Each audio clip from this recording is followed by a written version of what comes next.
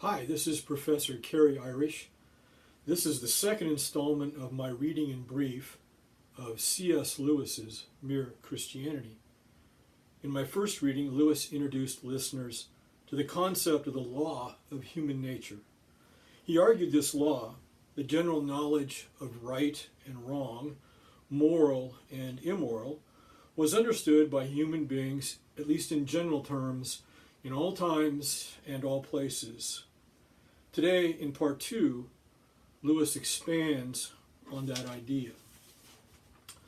I know that some people say the idea of a law of nature or decent behavior known to all men is unsound, because different civilizations and different ages have had quite different moralities.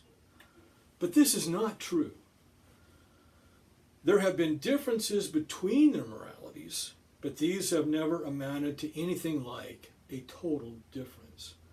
If anyone will take the trouble to compare the moral teachings of, say, the ancient Egyptians, Babylonians, Hindus, Chinese, Greeks, Romans, what will really strike him will be how very like they are to each other and to our own.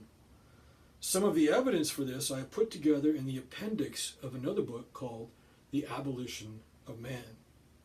But for our present purpose, I need only ask the reader to think what a totally different morality would mean.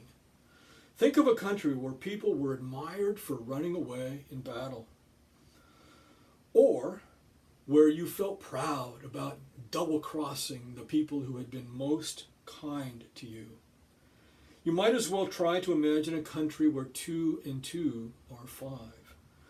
Men have differed as regards what people one ought to be unselfish to, whether it was your own family or your fellow countrymen or everyone. But they have always agreed that one ought not put oneself first. Selfishness has never been admired. Men have differed as to whether you should have 1 wife or 4, but they have always agreed that you must not simply have any woman you liked. But the most remarkable thing is this. Whenever you find a man who says he does not believe in a real right and wrong, you will find the same man going back on this a moment later. He may break his promise to you, but if you try breaking one to him, he will say, "Oh, it's not fair," before you can say Jackie Robinson. A nation may say treaties do not matter, but then, next minute, they spoil their case by saying that the particular treaty they want to break was an unfair one. But if treaties do not matter, and there is no such thing as right and wrong, in other words, there is no law of nature, what is the difference between a fair treaty and an unfair one? Have they not let the cat out of the bag and shown that, whatever they say, they really do know the law of nature just like anyone else does? It seems then we are forced to believe in a real right and wrong. People may be sometimes mistaken about them, just as people sometimes get their math wrong. But they are not a matter of mere taste and opinion any more than the multiplication table is. Now, if we are agreed about that, I go on to my next point, which is this. None of us are really keeping the law of nature.